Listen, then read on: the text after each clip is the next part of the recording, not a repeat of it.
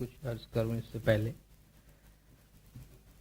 میں شکریہ ادا کروں گا عالیہ صاحبہ شاہدہ کا، جنہوں نے اس کتاب کو انٹروڈیوس کروایا میرے لیے.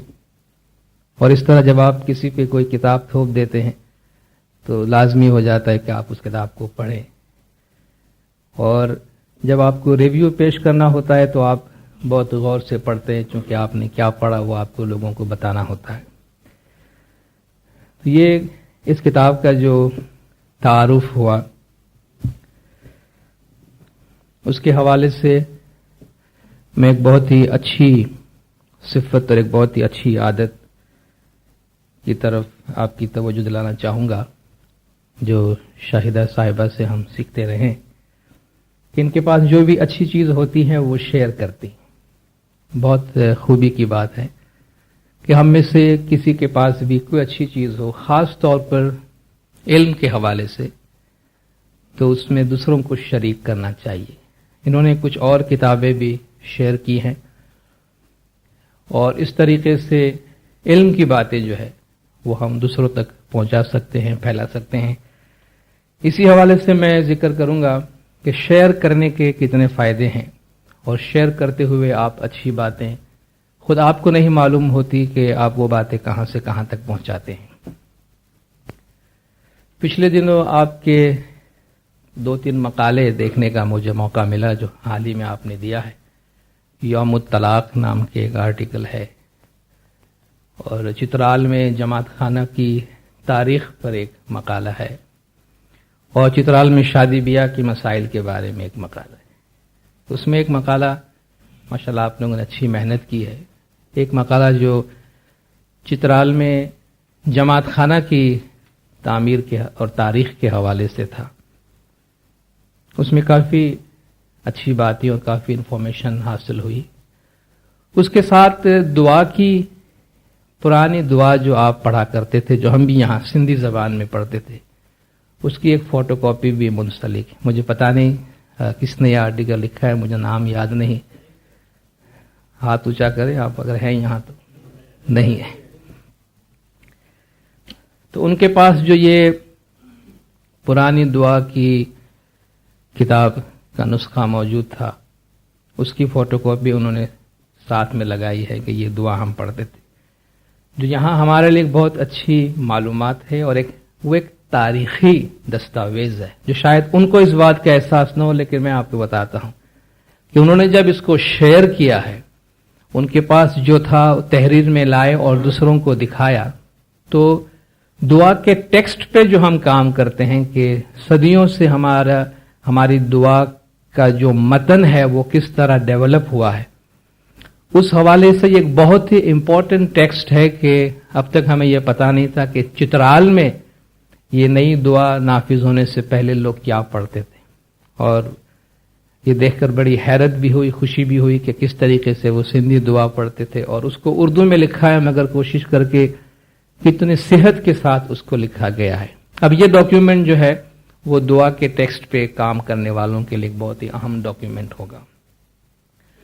تو جب ہم شیئر کرتے ہیں معلومات تو ہمارے پاس جو ایک اچھی چیز ہوتی ہے اس کے لیے ہم پہ شکرانے کا جو ایک حق ہوتا ہے وہ حق ہم ادا کرتے ہیں. عام طور پر ہم اچھی چیزیں اپنی ذات تک محدود رکھنا پسند کرتے ہیں، مگر علم کے حوالے سے ایسا نہیں ہونا چاہیے. ایک دو انفارمیشن جو میں آپ سے شیئر کرنا چاہتا ہوں، اگرچہ براہ راست اس سے آپ کا اتنا تعلق نہ ہو، لیکن یہ انسٹیٹیوشن لیول کی انفارمیشن ہے، جماعتی لیول کی ہے، جس سے آگاہ ہونا آپ لوگوں کے لیے ضروری ہے، فائدہ مند ہے، تاکہ آپ معلوم کر سکیں کیا کچھ ہو رہا ہے. شاید وہ کسی ڈپارٹمنٹل لیول پہ آپ تک یہ انفارمیشن نہ پہنچے، اس لیے میں آپ سے شیئر کرنا چاہتا ہوں کہ طریقہ بورڈ میں ہمارا جو اسائنمنٹ ہے اس کا ایک پہلو تحریر کی صورت میں آپ کے سامنے منظر عام پر آتا رہا ہے. وہ گنانوں کے تراجم ہے جو گنان پینل کے حوالے سے آپ کے سامنے آ رہا ہے. اس کے ساتھ ساتھ ایک اور کام ہو رہا ہے، وہ گنانوں کی تعلیم ہے. مولانا حاضر امام کی ہدایات کی روشنی میں اور طریقہ بورڈ کے جو انٹرنیشنل کانفرنسز ہوئی ہے، ان میں جو فیصلے کیے گئے ہیں ان کے نتائج کی روشنی میں گنانوں کو ان کے آتھینٹک الفاظ کے ساتھ اور آتھینٹک روایتی سروں کے ساتھ جماعتوں میں سکھانے کے لیے نیشنل طریقہ بورڈ لیول پر ہم مین پاور تیار کر رہے ہیں. جو یہاں اطرب میں ان کی کلاس چلتی ہے، آپ لوگوں کو پتہ چلا ہوگا کہ اسلام آباد اور پشاور تک اس گنان کی وہاں ٹریننگ ہوئی ہے، اور آپ نے یہ بھی دیکھا ہوگا کہ وہاں چترال کے بچے ہیں جو پشاور جیسی جگہ میں گنان پڑھتے ہیں. نیشنل طریقہ بورڈ لیول پر اس کو ہم اطرب گنان کلاس اور اطرب گنان گروپ کہتے ہیں. ابھی تک اس کے جو سینئر بچے ہیں انہوں نے 350 گنان تقریباً سیکھ لیے ہیں، اور اس کو ہم ریکارڈ بھی کرتے جا رہے ہیں ساتھ ساتھ. اور ابھی تک 32 کیسٹ اس کی ریکارڈ ہوئی ہے، جس میں تقریباً 350 گنان ریکارڈ ہوئے، اور 600 سے زیادہ گنان ہے. اور ہمارا پروگرام یہ ہے کہ یہ تمام گنان اور جو گرنتھ ہے بڑے گنان ان کو بھی ایک وقت ریکارڈ میں لے آئے، تاکہ یہ سارا گنان لٹریچر جو ہے نہ صرف کتابی صورت میں ہو بلکہ وہ ریکارڈ کی صورت میں بھی ہو کہ آپ جب بھی اس کو ریفر کرنا چاہیں وہ کر سکیں. اس کے ساتھ ساتھ آپ میں سے چند لوگوں کو پتہ ہے حال ہی میں ہم نے تسبیحات کی ایک کیسٹ ریکارڈ کی ہے، جو 1 گھنٹے کی تسبیح ہے، 1 گھنٹے کی عبادت ہے.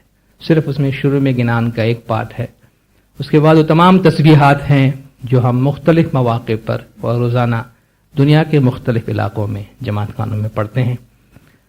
اس کیسٹ کے جو فائدے ہیں ان میں سے ایک تو یہ ہے کہ بعض اوقات گانے سننے کی بجائے آدمی تسبیح سنے. لوگوں کو تسبیح پڑھنے کا وقت نہیں ملتا تو کم سے کم سننے کا تو وقت ملے. اس کا ایک فائدہ یہ ہے. اور جماعتوں کے لیے اس کا فائدہ یہ ہے کہ تسبیحات کے تلفظ اور اس کے معنی کو جماعت میں بار بار سمجھانے کے باوجود وہ جماعتوں کے ذہنوں میں نہیں آتا، تو اس حوالے سے ان کو فائدہ ہو جاتا ہے. اور ذکر اور عبادت کا جو پھیلاؤ جماعت میں ہونا چاہیے اس میں اس کی مدد ملتی ہے، تو آپ بھی اس سے استفادہ کر سکتے ہیں.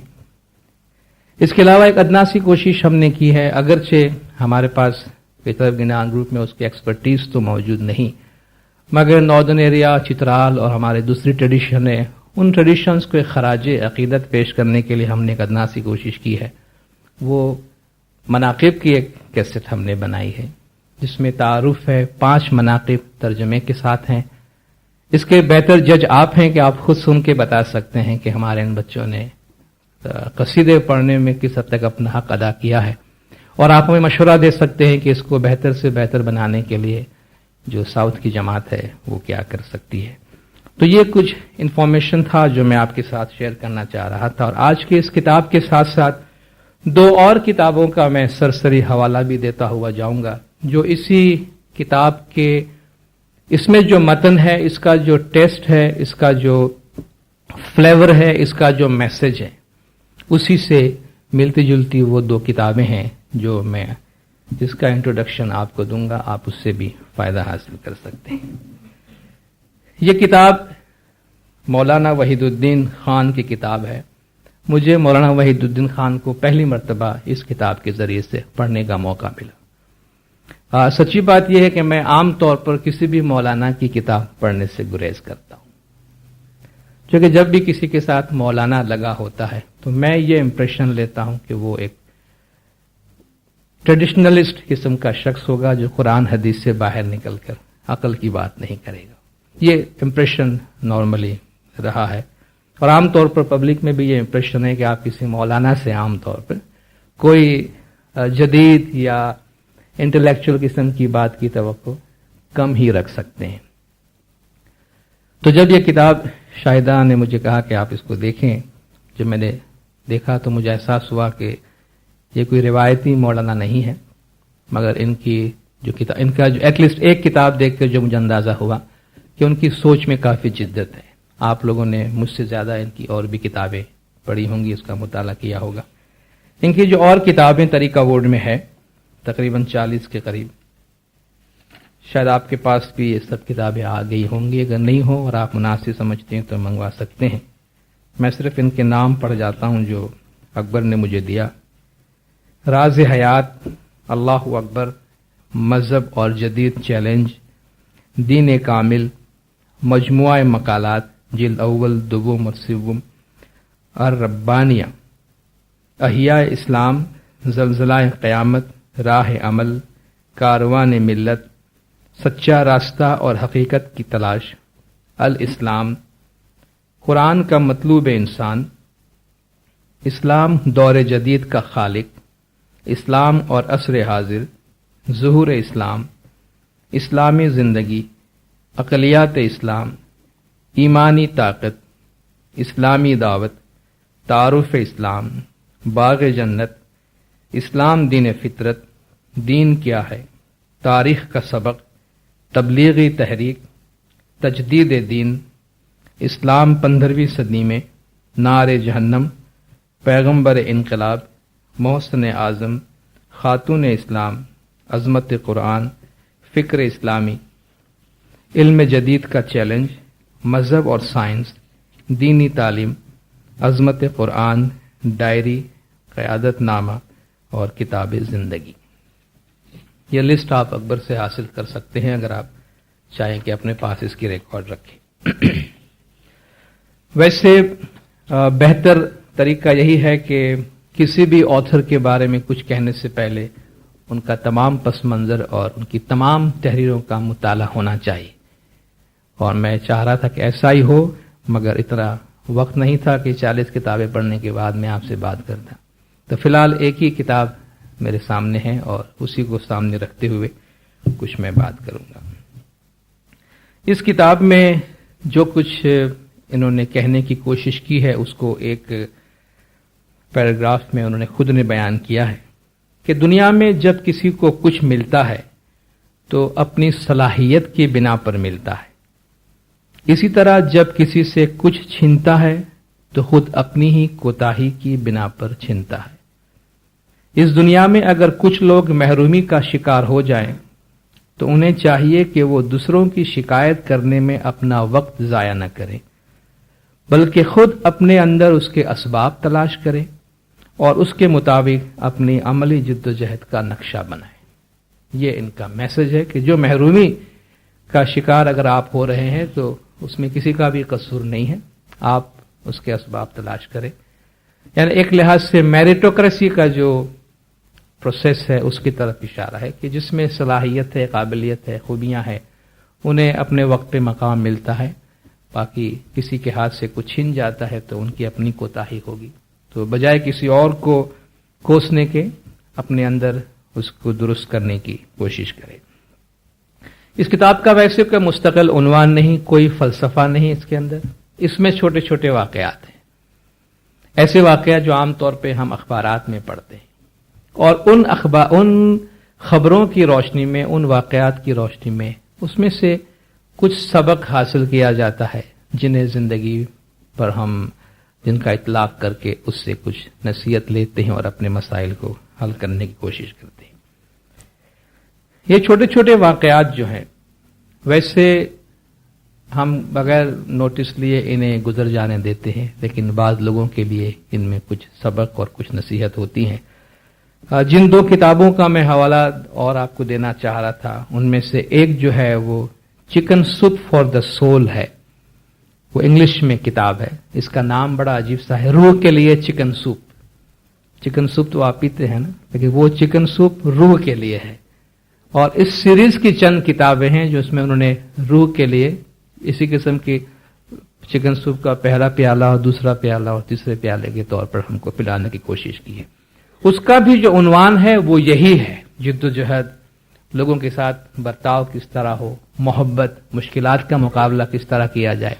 اس پر مبنی 101 واقعات ہیں پہلے جلد میں، اور بھی بہت جلدیں ان کے ہیں، اور وہ واقعات تمام صحیح واقعات ہیں۔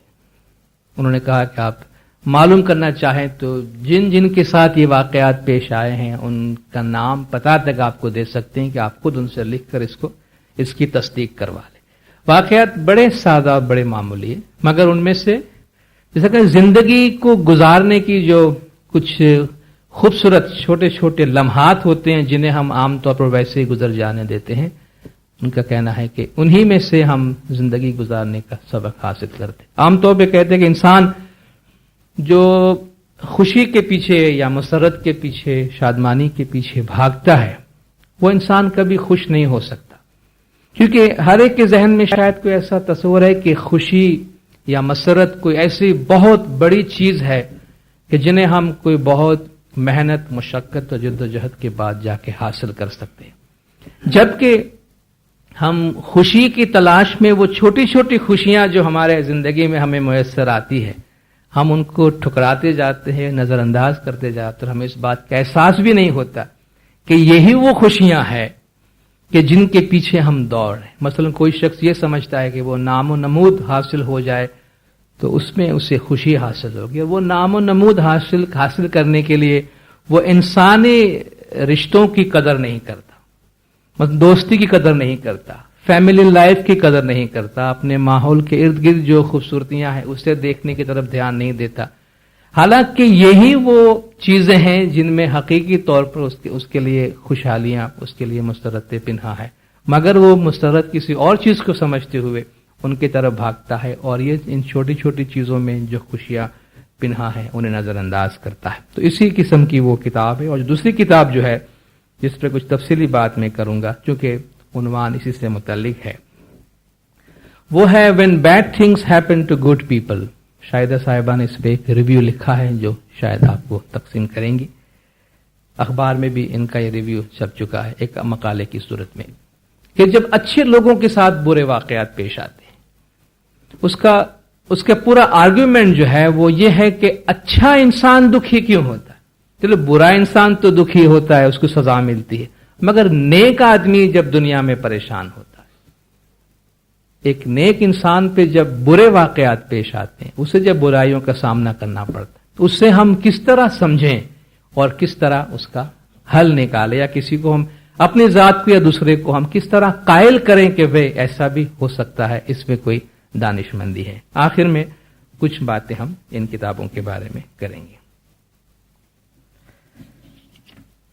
ये जो किताब है और इस किस्म की किताबें हैं, उनके जरिया मतलब हम वाइजीन क्या फायदा उठा सकते हैं। मेरे ख्याल से शायद इनमें से बेशतर चीजें ऐसी हैं जिन्हें हम हू बहू एज इट इज जमात में कम्युनिकेट न कर सके। इनमें जो वाकयात दिए जाते हैं, जो बातें इनमें आई, शायद सब के सब हमने पढ़ा, भाई मैंने हदीस पढ़ी, तशरीह के साथ जमात को सुना दिया, ऐसा नहीं है। इसमें से कुछ फिलॉसफी हमें मिलती है, जिंदगी को देखने के कुछ नए जाविये मिलते हैं, मगर जिस तरह जाती तौर पे मैंने महसूस किया वो ये कि हम किसी और को इससे कोई फायदा पहुंचा सके या ना पहुंचा सके वो और बात है, मगर कम से कम अपनी जात में एक तब्दीली, मुस्बत तब्दीली पैदा करने में ऐसी किताबें बहुत मौसर होती हैं।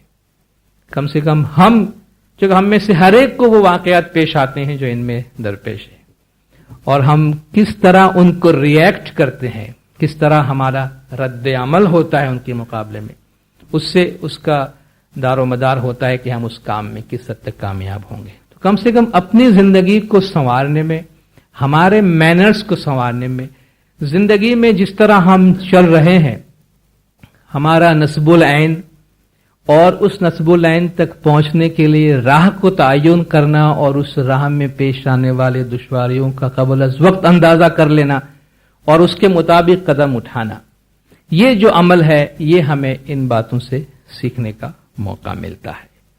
इस किताब की जो तरतीब उन्होंने दी है उसमें कुछ वाकयात ऐसे हैं जिनको उन्होंने सफ़हात हिकमत का नाम दिया है, और जिसमें एक सफ़े पर एक वाकया है। सफ़हात हिकमत में एक ही सफ़े पर एक ही वाकया है और उनमें जो नसीहत थी वो उन्होंने बयान की है।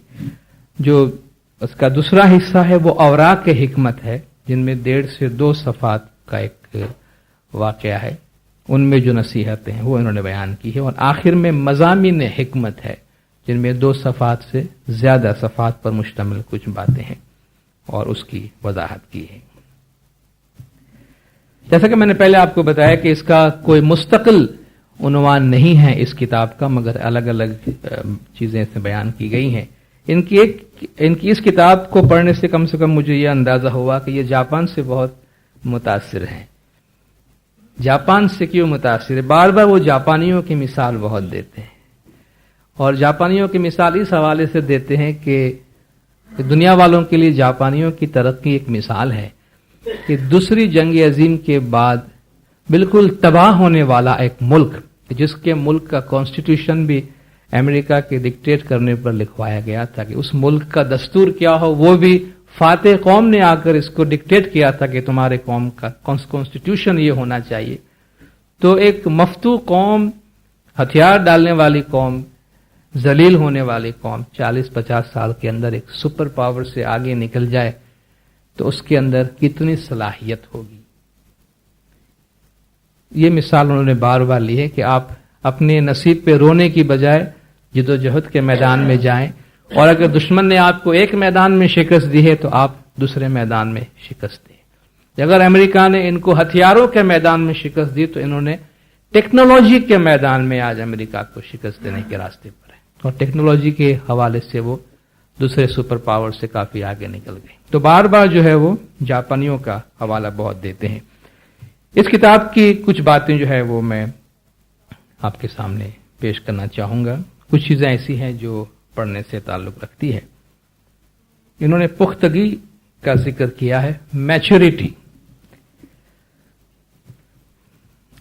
کسی بھی پرابلم، کسی بھی مسئلے کے درپیش ہونے پر ہماری راہ میں پیش آنے والی رکاوٹوں کی صورت میں ہمارا ری ایکشن کیا ہوتا ہے؟ آیا ہمارے وجود میں سنجیدگی، متانت اور پختگی ہے، یا ہم عمر میں کافی بڑے ہونے کے باوجود چھوٹے چھوٹے واقعات پر بچوں کی طرح ری ایکٹ کرتے ہیں؟ تو انہوں نے کہا کہ پختگی، بہت سی ان کی باتیں جو ہے وہ انگلش کتابوں سے دی گئی ہے، اس کا انگلش متن بھی انہوں نے دیا ہے اور ساتھ ساتھ اردو ترجمہ بھی دیا ہے. تو انہوں نے ایک رائٹر کے حوالے سے کہا ہے کہ پختگی، میچورٹی، بھئی انسان اپنے عقل کے لحاظ سے پختہ ہے کہ نہیں، وہ کیا چیز ہے اس کے بارے میں بتایا. پختگی یہ ہے کہ آدمی غصہ پر قابو پالے اور اختلاف کو تشدد اور تخریب کے بغیر حل کر سکے. پختگی برداشت کا نام ہے. یہ آمادگی کہ دیر طلب فائدے کے لیے وقتی خوشی کو ترک کر دیا جائے. بعض اوقات چھوٹی چھوٹی ایسی چیزیں ہوتی ہیں جن پہ آپ کو کمپرومائز کرنا پڑتا ہے، چونکہ آپ جانتے ہیں کہ اس کمپرومائز کو کرنے سے آپ ایک طویل المیعاد فائدہ حاصل کر سکتے ہیں. لیکن اکثر ہم کیا ہوتا ہے کہ جو زود حاصل چیز ہوتی ہے اسی پہ اکتفا کرنا چاہتے ہیں کہ فوری طور پہ ہمیں یہ ملے، اور ناعاقبت اندیشی کی وجہ سے جو دور رس اور دیر پا نتائج ہوتے ہیں ان سے ہم گریز کر جاتے ہیں.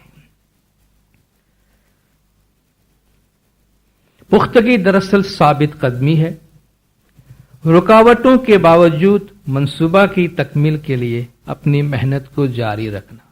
میرے خیال سے ہم پر بھی اس کا بڑا اطلاق ہوتا ہے کہ ہم جب بھی اپنے پروفیشن کے حوالے سے، اپنے کام کاج کے حوالے سے بات کرتے ہیں تو مسائل، رکاوٹیں، پرابلم، بھئی یہاں سے تعاون نہیں ملتا، یہاں سے کام نہیں ہوتا، یہاں ریکگنیشن نہیں ملتا، یہاں یہ ہوتا ہے، وہاں وہ ہوتا ہے. عام طور پر وہ مایوس کن باتیں ہوتی ہیں، مگر ان تمام چیزوں کے باوجود اپنے نصب العین کو، گول کو سامنے رکھتے ہوئے، ایم کو سامنے رکھتے ہوئے اپنے کام کو جاری رکھنا، یہ بھی میچورٹی کی نشانی ہے. پختگی بے غرضی ہے، دوسروں کی ضرورتوں میں ان کے کام آنا. پختگی اس استعداد کا نام ہے کہ ناخوشگواری اور مایوسی کا سامنا کسی تلخی کے بغیر کیا جائے. پختگی انکساری ہے. ایک پختہ انسان یہ کہنے کے قابل ہوتا ہے کہ میں غلطی پر تھا.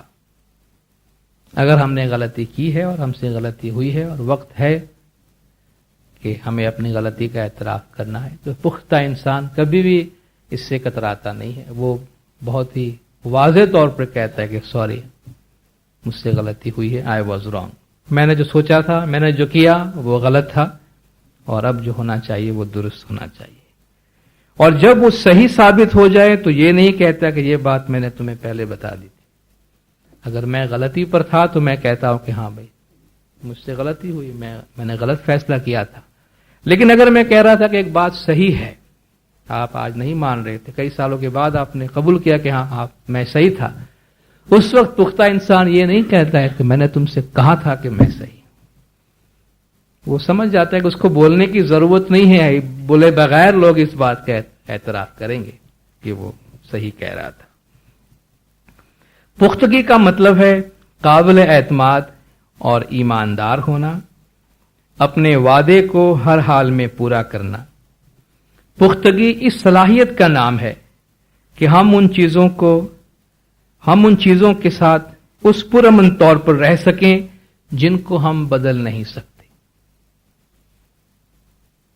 ان چیزوں کے ساتھ ہم پرامن طور پہ رہ سکیں جنہیں ہم بدل نہیں سکتے۔ عام طور پر ہم اپنے کام کاج کے لیے ایک ایسا ماحول چاہتے ہیں جو ہماری پسند کا ہو، اور ہم یہ کہتے ہیں کہ بھئی جب تک ہماری پسند کا ماحول نہ ہو تب تک ہم یہ کام نہیں کر سکیں گے، لیکن ہم جانتے ہیں کہ دنیا کی ہر چیز ہماری مرضی کے مطابق نہیں ہو سکتی، تو کیا ہم اس وقت تک انتظار کرتے رہیں کہ بھئی ماحول سازگار ہو تب میں کام کروں گا، اور جب ماحول سازگار ہو تب شاید میں دنیا سے گزر چکا ہوں؟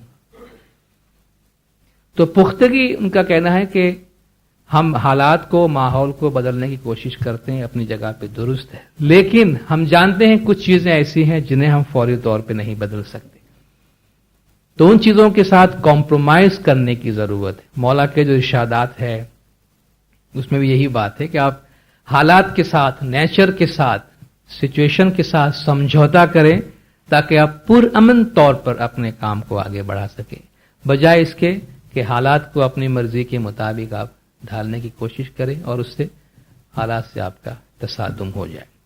تو اس تصادم کو کس طرح ایوائڈ کرنا، اس کے بارے میں کافی پر حکمت بات ہے اس میں۔ تو میچورٹی ایک بہت ہی اہم خوبی ہے، خاص طور پر ہم جو علماء کرام ہیں، ہم میں میچورٹی کی جتنی ضرورت ہے آپ سمجھ سکتے ہیں، شاید کسی اور میں نہیں، کیونکہ اپنے عہدے کے لحاظ سے، اپنے پیشے کے لحاظ سے اور جماعت کے درمیان ہماری ذمہ داریاں، جو جماعت کے ساتھ ہمارا انٹریکشن ہوتا ہے، اس لحاظ سے بہت ہی زیادہ میچورٹی اور پختگی کا تقاضا ہم سے کیا جاتا ہے، جن کا ثبوت ضرور دینا چاہیے۔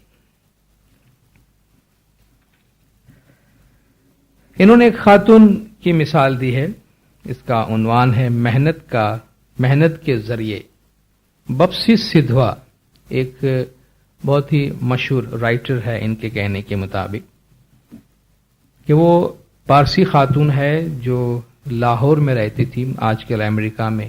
جب انہوں نے یہ کتاب لکھی، وہ ایک یونیورسٹی میں لیکچرر بھی ہیں، اور ان کی جو انگریزی کتابیں ہیں وہ دنیا میں بہت مشہور ہوئی ہیں۔ انہوں نے کہا کہ حیرت انگیز بات یہ ہے کہ بپسی سدھوا کی رسمی تعلیم بالکل نہیں ہوئی، وہ ایک یونیورسٹی میں تعلیم دے رہی ہیں اور ان کی انگریزی کتابیں مشہور ہیں دنیا میں، ان کی کوئی رسمی تعلیم نہیں ہوئی۔ وہ اپنے وطن لاہور کے ایک اسکول میں ابتدائی تعلیم حاصل کر رہی تھی کہ ان کو پولیو کی بیماری ہو گئی۔ ان کے والدین نے ان کے لیے باضابطہ تعلیم کو ناممکن سمجھ کر اس کو اسکول سے اٹھا لیا۔ اس کے بعد وہ ٹیوٹر کے ذریعے اپنے گھر پر پڑھنے لگی، مگر ٹیوٹر کا سلسلہ بھی بہت زیادہ دن تک جاری نہیں رہ سکا۔ بپسی سدھوا کا شوق ان کا رہنما تھا، وہ خود پڑھنے لگی، ہر وقت انگریزی کتابیں پڑھتی تھی۔ اپنے الفاظ میں وہ کبھی سیر نہ ہونے والی قاری بن گئی تھی۔ کتابیں لکھتی رہی، مقالے لکھتی رہے، اور ان کو اخبارات میں ڈالنے کے لیے بھیجتی رہی، مگر ہر مضمون کے جواب میں ان کو صرف ریجیکشن سلپ آتا تھا کہ سوری، آپ کا مقالہ نہیں چھپ سکتا۔ ان کی پہلی کتاب کا مسودہ 8 سال تک ان کی الماری میں پڑا ہوا گرد آلود ہوتا رہا، یہاں تک کہ ان پر مایوسی کے دورے پڑنے لگے۔ یہ بھی ایک نفسیاتی بیماری ہے۔ آخرکار حالات بدلے، ان کے مضامین باہر کے میگزینوں میں چھپنے لگے۔ اب وہ عالمی سطح پر پڑھی جانے والی انگریزی رائٹر بن چکی ہے۔ رسمی ڈگری نہ ہونے کے باوجود امریکہ کی ایک یونیورسٹی میں تخلیقی تحریر क्रिएटिव राइटिंग का मजमून पढ़ा रही है। रस्मी तालीम नहीं होने के बावजूद वह प्रोफेसर हैं। तो कहने का मतलब यह है कि अगर इंसान के अंदर मेहनत का जज्बा है, अपने काम से लगन है, जिसे हम कहते हैं ऑब्सेशन, यानी जो काम उसे करना है वो काम जुनून के हद तक उसके अंदर भूत बन के सवार हो गया और कि उसको सिवाय अपने उस काम के कुछ और नजर नहीं आता, तो उसके लिए दुनिया में कहीं ना कहीं से राह जरूर निकल आती है। तो मेहनत के नताइज निकलने में वक्त लगता है, लेकिन उसका नतीजा जरूर सामने आता है। और कुरान की जबान में आप बार बार सुनते रहे हैं कि इन्नल्लाह ला यज़ीउ अज्रुल मोमिनीन, खुदा कभी किसी मोमिन का जो उसका अजर है वो कभी जाया नहीं करता। मतलब आप जो भी अच्छा काम किया है, जो भी मेहनत की है, कभी ना कभी उसका फल जो है वो जरूर हासिल होता है। तो इसका पैगाम यह है कि इंसान मेहनत के जरिए बहुत सारे मुश्किलात पर काबू पा सकता है। कामयाबी कैसे, एक इसका उन्वान है। उन्होंने कहा कि एक दफा एक बुक स्टॉल में गए, वहां किताबों की नुमाइश लगी हुई थी और एक कॉर्नर में जाकर कुछ किताबें देखने लगे। उसमें एक जगह एक कतबा था, उस पर लिखा हुआ था कि our attitude determines our altitude. हमारा जो रवैया है, हमारा जो एटीट्यूड है, वो हमारे ऑल्टीट्यूड को मुतय्यन करता है। यानी हम किस तरीके का रवैया अपनाते हैं, उससे ये जाहिर होता है कि हमारी परवास की सतह क्या है। अल्टीट्यूड, जो जितने बुलंदी पे आप होते हैं, आपकी जो सतह होती है फिजा के अंदर, तो हम किस तरीके से लोगों से बर्ताव करते हैं, हमारा सोच का मयार क्या है, हमारे काम करने का मयार क्या, हम चीजों को देखने के लिए क्या रवैया अपनाते, उससे ये पता चलता है कि हमारी सोच की सतह क्या है और कितनी मयारी है। फिर उसने देखा कि एक जगह पर एक चीज लिखी हुई थी जिसमें यह लिखा हुआ था कि माचिस की तीली का एक सर होता है मगर उसमें दिमाग नहीं होता। माचिस की तीली होती है, उसका भी एक सर होता है इंसान की तरह, मगर उसके अंदर सिर्फ बारूद होता है, उसके अंदर जलाने वाली चीज होती है, उसमें दिमाग नहीं होता कि वो सोच सके। इसका माचिस की तीली का एक सर होता है मगर उसमें दिमाग नहीं होता, इसलिए जब भी थोड़ी सी रगड़ लग जाती है तो वो जल उठती है। उसमें दिमाग नहीं है, तो जरा सी रगड़ लगती है तो फौरन न सिर्फ खुद जलती है बल्कि आसपास की चीजों को भी जला डालती है। उसने कहा कि हम इंसान जो है वो माचिस की तीली नहीं है, हमारा सर तो है माचिस की तीली की तरह मगर उसमें दिमाग है, इसलिए थोड़ी सी रगड़ लगने के साथ जल उठने की जरूरत नहीं है, क्योंकि वो भड़कता वो है कि जिसमें सिर्फ बारूद है, एक्सप्लोसिव है, लेकिन जिसमें दिमाग है वो तो सोचेगा कि मुझे इस रगड़ से जलने की जरूरत नहीं है। पैगाम यह है कि छोटी छोटी बात में मुश्तइल होने की जरूरत नहीं, हर छोटी बात पे मुश्तइल होने की जरूरत नहीं, क्योंकि जब मुश्तइल होते हैं तो खुद भी जलता है आदमी और उस जलन में न मालूम कितनों को और जला देता है। तो इश्तिआल अंगेजी, खास तौर पे इन्होंने जो इनकी तहरीर से पता चला कि मुसलमानों की जो आज दुनिया में हालत है, इसकी जिम्मेदारी भी इसने मुसलमानों पर ही डाली, किसी तीसरी फौज पे या किसी दुश्मनों पे नहीं डाले। उसने कहा ये तुम्हारा अपना किया धरा है और खामखा किसी और को कसूरवार मत ठहरा, छोटी छोटी बात पे जो है वो तुम इश्तिआल अंगेज। जिसने एक मिसाल दी कि ये इस्लाम नहीं है, और उसमें मिसाल ये दी कि भाई कहीं मस्जिद में तरावी हो रही थी तो उस दौरान कोई और जुलूस जो है वहां से निकला और वो जुलूस किसी और मजहब वाले का अपना मजहबी त्यौहार था, तो मुसलमान मस्जिद से बाहर निकल आए कि भाई ये हम तरावी पढ़ रहे हैं या आप क्या कर रहे हैं। तो उन्होंने कहा भाई ये हमारा तरीका है, आप अपना तरीका। कहा नहीं भाई तो ये तो हो नहीं सकता, हमारी लाश पर से गुजरना होगा आपको इसके लिए। तो वो दंगा फसाद वाली नौबत आप पहुंची। इसने कहा कि भाई आपको अगर अपनी इबादत करनी, तरावी पढ़नी, आप मस्जिद में पढ़े, और अगर आप किसी और मुल्क में रहते हैं तो फिर آپ اس ملک کی جو شہری ہے ان کے جذبات کا بھی خیال کریں.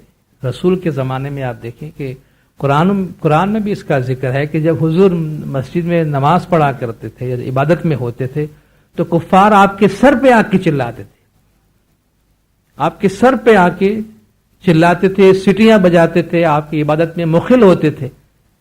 حضور کے ساتھ ایسا ہوا لیکن وہاں کبھی کوئی دنگا فساد پیش نہیں آیا. یہاں کے مسجد کی گلی میں سے اگر کوئی جلوس نکلتا ہے اور ایک شیعہ کی مسجد میں سے کے پاس سے سنی کا جلوس نکل جائے یا سنی کی مسجد کے قریب کوئی شیعہ والوں کا علم نکل جائے تو وہ گزر نہیں سکتا. اس نے کہا کہ یہ اسلام نہیں ہے. یہ تو یہ کہ آپ بلا ضرورت اپنے اندر آپ خامخواہ کے مشتعل ہوتے ہیں اور اپنے آپ کو نقصان پہنچاتے اور اپنے دین کا بھی ایک برا نام ڈالتے. اس میں جو ایک واقعہ انہوں نے ایک چیپٹر دیا ہے, یہ اسلام نہیں ہے, وہ پڑھنے کے قابل ہے. قرآن حدیث کے حوالوں سے انہوں نے یہ بات کہی ہے کہ کوئی آپ کو کتنا بھی مشتعل کرے, آپ کو مشتعل ہونے کی ضرورت نہیں. آپ اپنے مذہبی کام کیے جائیے, پیغمبروں کو بھی لوگوں نے ستایا ہے تو آپ کیوں سڑک پہ نکل آتے ہیں اور کیوں اس سے ایک ایشو بنا کر اور ایک بدامنی پھیلاتے ہیں شہر کے اندر. تو یہاں بھی ان کا پیغام یہ ہے کہ چھوٹی چھوٹی بات پر اشتعال انگیزی کی ضرورت نہیں. ایک نصیحت گھریلو زندگی کے لیے بہت اچھی نصیحت ہے. یہ بینجامن فرینکلن کے حوالے سے یہ بات کہی ہے کہ انہوں نے شادی کے بارے میں مشورہ دیا ہے کہ keep your eyes wide open before marriage, half shut afterwards. شادی سے پہلے اپنی آنکھوں کو خوب کھلی رکھیے, مگر شادی ہو جائے تو آدھی بند کر لیجیے.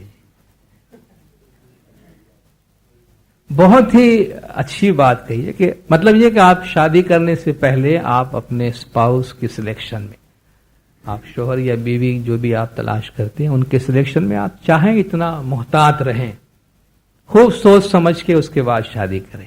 مگر ایک بار شادی ہو گئی تو پھر ایک دوسرے کی جانب سے اپنی آنکھیں آدھی بند کر لیجیے. یعنی پھر آپ اپنے پرفیکشن کے معیار میں شادی کے بعد ان کو اتارنے کی کوشش نہ کریں کیونکہ وہ ممکن نہیں. پھر آپ ایک دوسرے کے ساتھ ایڈجسٹمنٹ کریں. عام طور پہ شادیاں جو ہے وہ ناکام کیوں ہوتی ہے؟ شادی کے فوراً بعد دیکھیں لوگ لگ جاتے ہیں ایک دوسرے کے نقص نکالنے میں, یا شوہر بیوی دونوں اپنا اپنا ایک معیار بناتے ہیں اور ایک دوسرے کو اس معیار پر پورا اتارنے کی کوشش کرتے ہیں, جس کی وجہ سے ان میں ناچاکی رہتی ہے. تو وہ گھر جو عام طور پر انسان بساتا ہے سکون کے لیے, آرام کے لیے, جو زمین پر اس کے لیے ایک جنت ہوتی ہے, اگر اس گھر کے اندر میاں بیوی کے درمیان سکون نہ ہو تو وہ گھر ان کے لیے جہنم بن جاتا ہے. تو کہا کہ جو شادی کے بعد کا جو مرحلہ ہوتا ہے شوہر اور بیوی کا, وہ کمپرومائز کا ہونا چاہیے. یعنی ایک دوسرے کی خوبیوں اور خامیوں کو سمجھتے ہوئے ایک دوسرے کے ساتھ گزارا کرنے کا رویہ اپنانا چاہیے. تو یہ بہت ہی اچھی نصیحت ہے, خاص طور پہ آپ جب فیملی لائف پہ بات کرتے ہیں اور اس کے مسائل بہت زیادہ ہمیں درپیش ہوتے ہیں تو اس پر یہ بات ہم کر سکتے ہیں. قیمت کا مسئلہ, یہ بازار کی اشیاء کی قیمت نہیں ہے. انسان جب کسی منزل کو طے کرنا چاہتا ہے تو اس کی قیمت, اور اس میں ایک مقولہ درج کرتے انہوں نے کہا ہے کہ one who wants to conquer the Mount Everest never counts the cost of his shoes. اگر کوئی شخص ماؤنٹ ایورسٹ سر کرنا چاہتا ہے تو پہلے جوتے کی قیمت نہیں پوچھتا کہ جوتے کتنے کے آئیں گے. اگر اس کو ایورسٹ پہ چڑھنا ہے تو وہ بازار میں جا کر پہلے جوتوں کی قیمت نہیں پوچھے گا کہ یہاں جس جوتے سے مجھے چڑھنا ہے وہ جوتا کتنے کا آئے گا, مطلب مجھے کتنے پیسے جوتے میں لگانے پڑیں. یعنی نو پین نو گین جسے کہتے ہیں, تکلیف نہیں ہے تو کچھ حاصل بھی نہیں, محنت کریں گے تو حاصل ہے. یعنی آپ کی جتنی اونچی منزل ہے آپ اتنی بڑی قربانی دینے کو تیار ہوتے ہیں. یہ بہت ہی واضح بات ہے. جتنا دور کا آپ کا سفر ہے آپ اتنی بڑی اور اتنی زیادہ تیاری کرتے ہیں. پرواز کے حوالے سے بھی آپ لیجیے, اگر آپ کو हवाई जहाज के हवाले से अगर आपको थोड़े ऊपर की परवाज करनी है तो छोटी इंजन और एक इंजन से आपका गुजारा हो जाता है, लेकिन अगर आपको 30,000 फीट की बुलंदी पर जाना है तो उसके लिए आपको इतने पावरफुल इंजन की जरूरत होती है। तो जो भी आपका नस्बुल ऐन है, उस नस्बुल ऐन को सामने रखते हुए उनमें जो कुछ हमको इन्वेस्ट करना है, जो वक्त लगाना है, जो कुछ बर्दाश्त करना है, और बर्दाश्त के हवाले से उन्होंने बात कही है कि हमें किसी भी चीज की हुसूल के लिए कुर्बानी देनी पड़ती है, और मकसद जितना अहम है, जितना दूर है और जितना बुलंद है, आपको उसी हवाले से कुर्बानी देनी पड़ती है, उसी की मुनासिबत से कुर्बानी देनी पड़ती है। और कुर्बानी उन्होंने कहा कि सिर्फ वक्त के या माल के हवाले से नहीं देनी पड़ती। उन्होंने एक बहुत अच्छी बात कही जिसका हम में से आप सबको तजुर्बा होगा, और वो ये है कि नफ्सियाती कुर्बानियां कितनी देनी पड़ती। नफ्सियाती कुर्बानी, साइकोलॉजिकल सेक्रीफाइस कितनी देनी पड़ती, यानी वो सफरिंग, वो अजियतें, वो तकालीफ जिसका सिवाय आपकी जात के किसी और को अंदाजा नहीं होता कि जब हम किसी चीज को हासिल करना चाहते हैं। मतलब आप एक अच्छा काम कर रहे हैं, मगर बहुत से लोग इस वजह से आपको नापसंद करते हैं कि चूंकि आप अच्छा काम करते हैं, और आमतौर पर ऐसा ही होता है। जब आप कोई अच्छा काम करने के वास्ते निकलेंगे तो सारा जमाना आपको पसंद नहीं करेगा। बहुत से लोग होंगे जो आपको नहीं पसंद करेंगे, आपकी अच्छी बात को दागदार बना के पेश करेंगे, आपके अच्छे काम में नुक्स निकालेंगे, आपकी अच्छी साफ सुथरी शख्सियत को दागदार बना के दुनिया के सामने पेश करने की कोशिश करेंगे। अगर आप हर एतराज का जवाब देने बैठ जाएं, हर इल्जाम को दूर करने में बैठ जाएं, हर वक्त आप अपने लिबास को धोने और साफ करने में लग जाएं, तो अपना काम कब करेंगे? तो ऐसी सूरत में आदमी क्या करता है कि सब चीजें बर्दाश्त करते हुए अपने सफर को जारी रखता है। और ये जो मरहला होता है जिसमें इल्जाम तराशी होती है, किसी की शख्सियत को बदनुमा करके, दागदार करके पेश किया जाता है, तो उस वक्त इंसान एक बहुत ही अजियतनाक सूरत हाल से गुजरता है, और वो सिर्फ वही जानता है जिस पर यह बात गुजरती है कि उसे कितनी बड़ी कीमत अदा करनी पड़ती है। बाज़ औक़ात जब लोग उस कीमत को अदा करने को तैयार नहीं होते तो सरेंडर कर देते हैं, ठीक है छोड़, क्या पढ़िए, इनको नहीं पढ़िए तो मुझे करने की क्या जरूरत। लेकिन जो काम करना चाहते हैं उन्हें पता है कि भाई, इन्होंने एक बहुत अच्छी बात कही कि जब भी आप काम करें, हाल को न देखें, मुस्तकबिल को देखें। हाल को न देखें, मुस्तकबिल को देखें, क्योंकि आप हाल को देखेंगे तो आपको ये अजियतें बहुत तकलीफ पहुंचाएंगी। लेकिन आप नताइज को देखें कि आज आप जो काम कर रहे हैं, जो शायद आपके साथी नापसंद कर रहे हैं या दूसरे लोग नापसंद कर रहे हैं या उसको गलत तौर पे पेश किया जा रहा है, आप देखें कि 2 साल, 5 साल, 10 साल के बाद आप इस काम का क्या नतीजा देखना चाहते हैं, उसको सामने रखते हुए अपने काम को आगे बढ़ाएं। कल ही मैं मौला के फरामीन पढ़ रहा था, बुजुर्गों के कुछ पिछले जामे का मौला का फरमान बाज बुजुर्गों के हवाले से। मौला ने फरमाया, देखो तुम काम इस तरह करो कि आज नहीं, ऐसी खिदमत करो कि तुम्हारी निगाह मुस्तकबिल की तरफ हो। देखो आज अगर नतीजा हासिल करने की कोशिश करोगे तो तुम्हें कोई कामयाबी नहीं होगी। इमाम ने फरमाया, देखो पीर सदरुद्दीन अगर अपने जमाने की फिक्र करते तो इमाम कभी भी हिंदुस्तान नहीं आ सकते। देखिए ये फरमान जो है वो तकरीबन 100 साल पुराना फरमान है। उसमें यह फरमाया गया कि पीर सदरुद्दीन अगर अपने जमाने की फिक्र करते तो इमाम कभी हिंदुस्तान नहीं आ सकते। पीर सदरुद्दीन का जमाना और इमाम के हिंदुस्तान आने के जमाने में तकरीबन 500 साल का फर्क है। लेकिन उन्होंने कहा कि अगर पीर सदरुद्दीन अपने जमाने की फिक्र करते, और पीर सदरुद्दीन ने अपने जमाने में अपने गिनानों में फरमा दिया है कि मेरे मौला एक दिन हिंदुस्तान जरूर आएंगे, इमाम एक दफा हिंदुस्तान जरूर आएंगे, ये तमाम गिनानों में फरमाया गया है।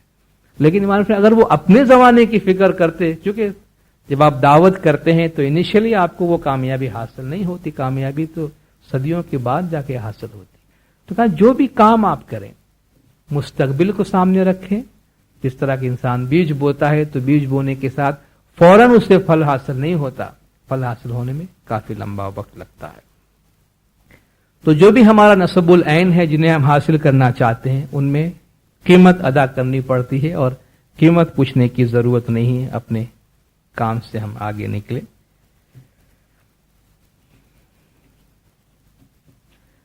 बुलंद परवाजी, एक बहुत अच्छी मिसाल इन्होंने एक हवाई जहाज से दिया है।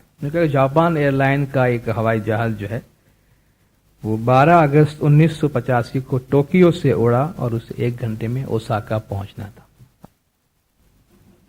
परवाज कर रहा था, रफ्ता रफ्ता उसमें कुछ खराबी पैदा हुई और पायलट ने यह महसूस किया कि जहाज जो है वो अपनी बुलंदी खो रहा है। आहिस्ता आहिस्ता जो है वो उसके सतह उसके हाथ से छूटती जा रही है और वो नीचे उतरने लगा और नीचे उतरते उतरते 8-9 हजार फीट की बुलंदी पे आ गया तो एक पहाड़ से टकरा के और खत्म हो गया। ये एक वाकया है। इससे नसीहत इन्होंने ये हासिल की है कि हम में से हर एक की परवाज की एक सतह है और हम जितनी बुलंदी पे परवाज करेंगे, हम अपने काम के लिहाज से, अपनी सोच के लिहाज से, हम जितना बुलंद रहेंगे इतना सेफ ट्रैवल कर सकेंगे। और अगर हमने अपनी सतह खो दी है और हम अपनी सतह से नीचे उतर आए हैं तो लोगों से हमारा टकराव हो जाएगा और हम पाश पाश हो जाएंगे। तो ये सतह जो है वो अप्रोच की सतह है। ये सतह जो है वो रवैये की सतह है कि हम काम कर रहे हैं, अपना काम किए जा रहे हैं, लेकिन किसी चीज को समझने के लिए हमारा जो एटीट्यूड है, इस तरह पहले भी एटीट्यूड और अल्टीट्यूड का जिक्र आया था, हमारा जो रवैया है, हमारा जो एटीट्यूड है वो इतना बुलंद हो कि जो हमारे चलने के लिए, प्रवास के लिए मुनासिब हो और उसमें कोई खतरा ना हो।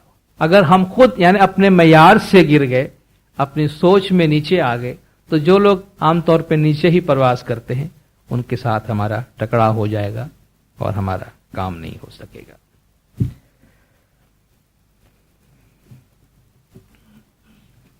एक मिसाल उन्होंने ट्रैवलिंग के हवाले से दी, सादा हल इसका नाम दिया है। एक साहब ने उन्हें यह वाकया सुनाया था कि वो किसी गांव में सफर कर रहे थे जहां पहले जमाने में आंधी बहुत आती थी। तो हम जब एक घोड़े गाड़ी में सफर कर रहे थे तो अचानक तेज आंधी आई। तो उसने कहा कि भाई मैं आंधी से बचने के लिए, क्योंकि तेज हवा चल रही थी, आंधी से बचने के लिए एक बहुत बड़े दरख्त के साए में चला गया। जब दरख्त के साए में गया तो फौरन वो घोड़ा गाड़ी वाला जो था वो भाग के मेरे पास आया कि बेवकूफ तुम क्या कर रहे हो, अपने मरने का सामान कर रहे हो, चलो मेरे साथ। तो उसको लेके और खेत में जमीन पे लिटा दिया कि तुम लेट जाओ यहां। जब आंधी गुजर गई तो देखा कि जिस दरख्त के साए में वो खड़ा था, जाकर आंधी से बचने के लिए वो दरख्त उखड़ गया है। कहा बेवकूफ, आंधी में कभी इन दरख्तों के साए में नहीं जाया जाता है। आंधी से बचने के लिए दरख्तों का सहारा नहीं लेते, जमीन पर लेट जाते हैं। कहा इन आंधियों में बड़े बड़े दरख्त उखड़ जाते हैं, घास फूस जो है उनको कुछ भी नहीं होता।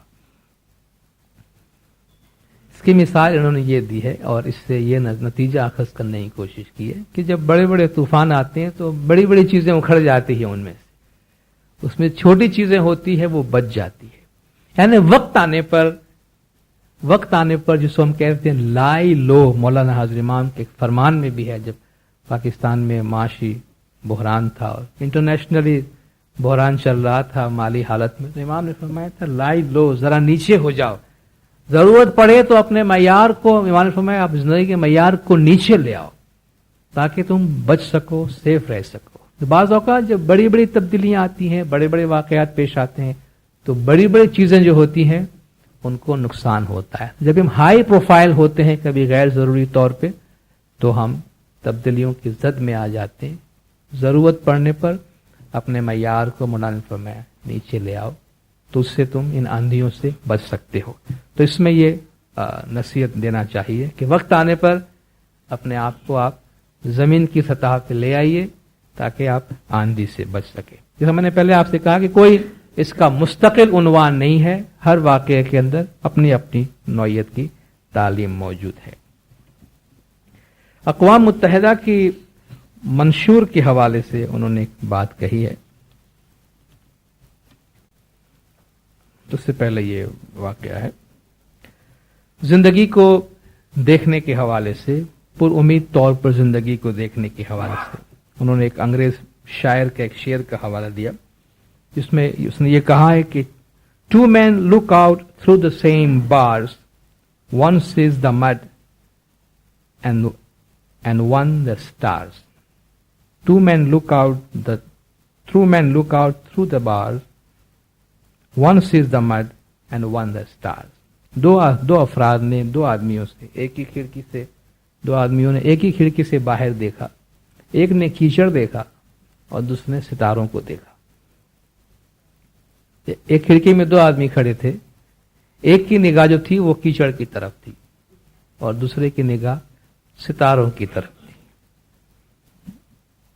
دیکھنے میں اور واقعات کے نتائج نکالنے میں کتنا فرق ہے. اس نے ایک فارسی شعر کا حوالہ دیا کہ تفاوت است میان شنیدن من و تو، تفاوت است میان شنیدن من و تو غلق باب و منم فتح باب میشنم. دروازے کی آواز آئی، پتہ نہیں چلا کہ دروازہ کھلا ہے یا بند ہوا ہے. تو نے سمجھا کہ بند ہوا ہے، میں نے سمجھا کہ کھلا ہے. کیا انسان کے دیکھنے میں فرق ہے، سوچنے میں فرق ہے، سوچ میں کتنا فرق ہے.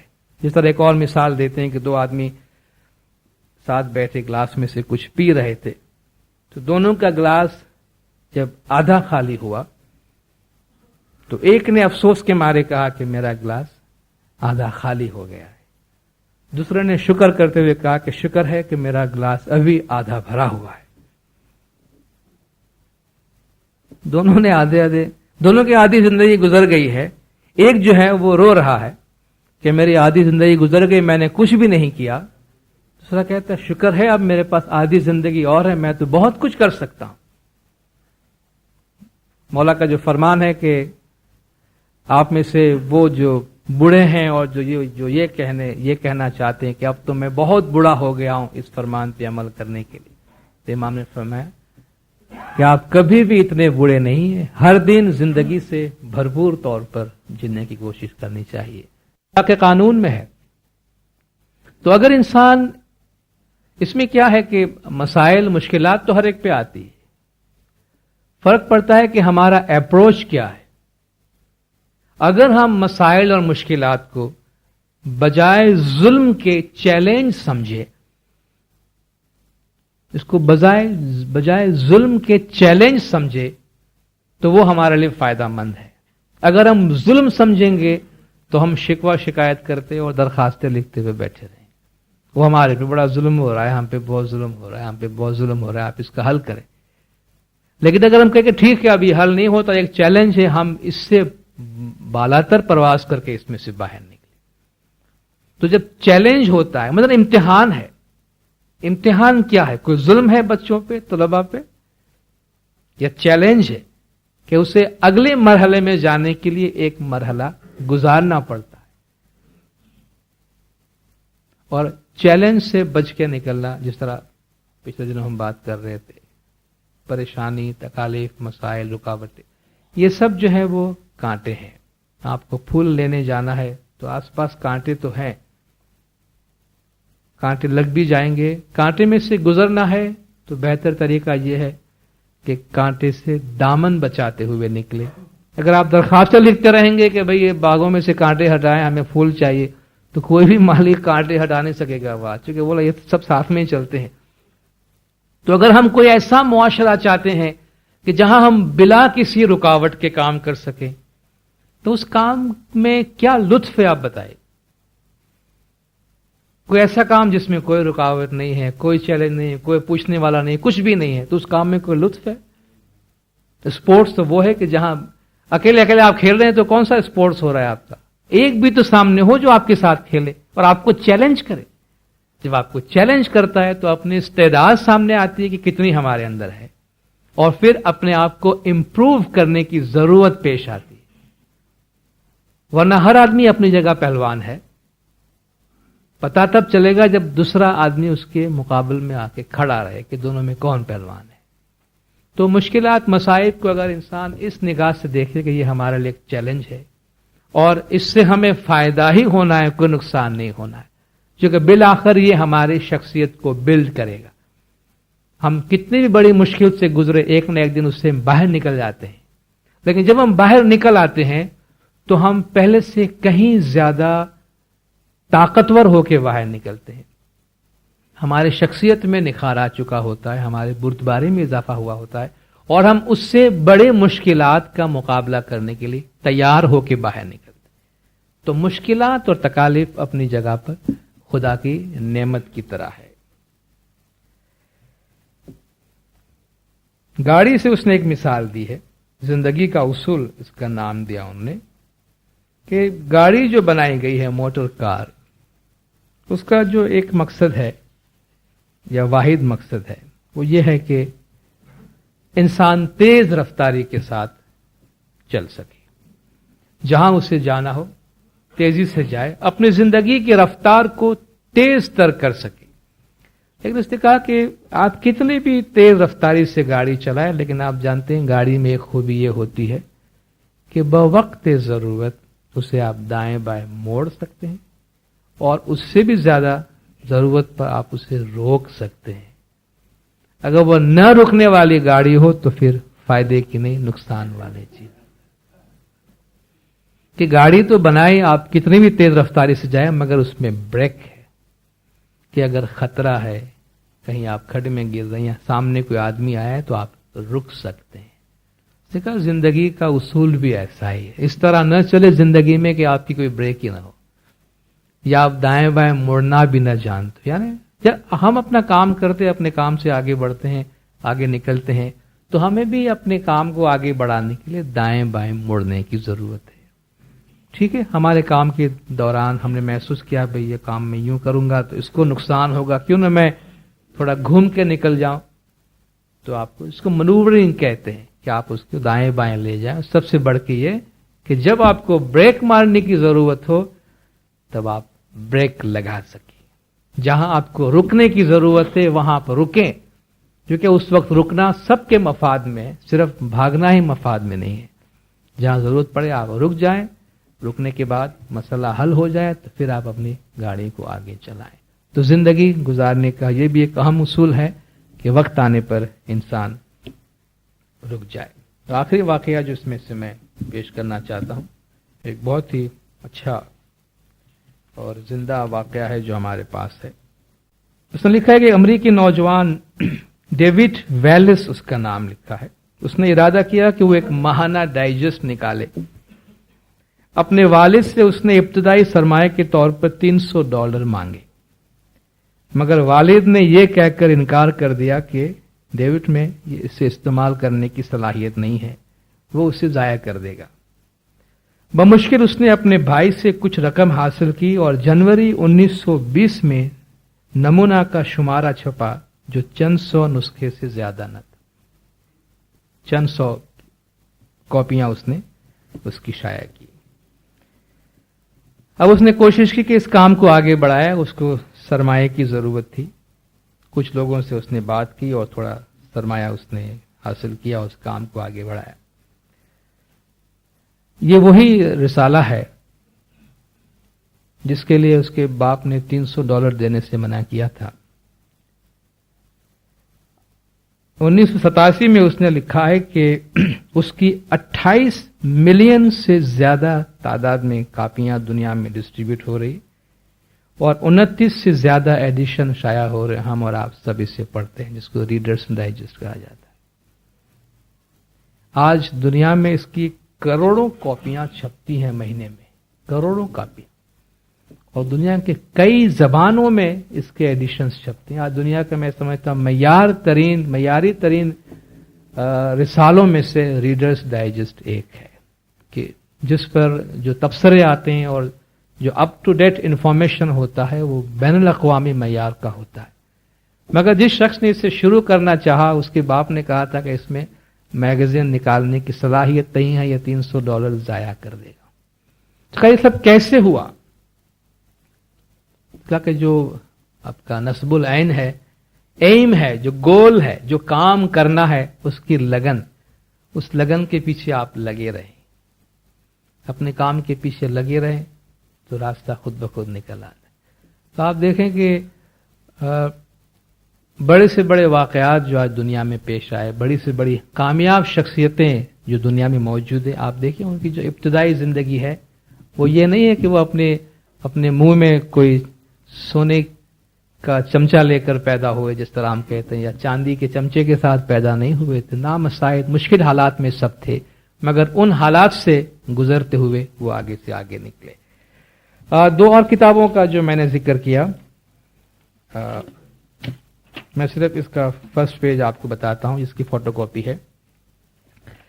Chicken soup for the soul, ये एक नई किताब है, गुज़श्ता चंद सालों में अमेरिका से शाया हुई है। इसके दो राइटर हैं, Jack Canfield and mark Victor Hansen. इन्होंने क्या किया है कि ये खुद भी जिंदगी के मयार को, लोगों की सोच के मयार को बुलंद करने के लिए वो सेमिनार्स और कामकाज करते रहते हैं। और इन्होंने लोगों से पूछ के और तहरीरी तौर पर लोगों से ऐसे वाकयात जमा किए हैं जो जिंदगी की छोटी छोटी खुशियां फराहम कर सके। यानी जिंदगी के वो वाकयात जो इंसान आमतौर पर सिरे से नजरअंदाज कर देता है, मगर उन छोटे छोटे वाकयात में कितना दर्स है और उसमें कितनी खुशी है, उससे हमारे जिंदगी में कितना फर्क पड़ता है, ऐसे उसने वाकयात इसमें डाले हैं। और जैसा मैंने आपको पहले बताया कि कई और भी इसके वॉल्यूम्स शाया हो रहे हैं, और दुनिया के बहुत बड़े बड़े राइटर्स जो हैं उन्होंने इस किताब के बारे में अपने ख्यालात का इजहार किया है। छोटा सा एक वाकया में जो इसके अंदर है, उसने बयान किया है कि एक शख्स दरिया किनारे, मैक्सिको के दरिया के किनारे शाम के वक्त चहलकदमी कर रहा था, तो उसने दूर से एक और शख्स को देखा कि वो भी चहलकदमी कर रहा है। मगर उसने देखा कि वो जो शख्स है दूसरा, वो जमीन पर झुकता है, कुछ उठाता है और उसे दरिया में डालता है। तो उसे तजस्सुस हुआ कि भाई ये शख्स क्या कर रहा है, बार बार झुक रहा है, कुछ उठाता है और पानी में डालता है। तो उसने करीब जाकर पूछा कि भाई क्या कर रहे हो तुम? तो उसने जवाब दिया कि ये जो छोटी छोटी मछलियां आप देख रहे हैं, स्टार फिश कहते हैं जिसको, ये जब पानी में बहाव होता है, पानी बढ़ता है समंदर का, तो ये छोटी मछलियां जो है वो साहिल पर आ गई हैं, और अब जब पानी उतर गया है तो ये मछलियां साहिल पे रह गई हैं। अब इनको पानी के बगैर ये मर जाएंगी, तो मैं इनको दरिया में डालता हूं।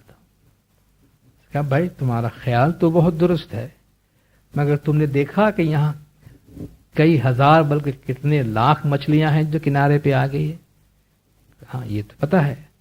और तुम्हें ये पता है कि दुनिया में और कितने हजार ऐसे साहिल हैं? ये भी पता है। और वहां कितने करोड़ों मछलियां होंगी जो इस तरह साहिल पे आ गई होंगी?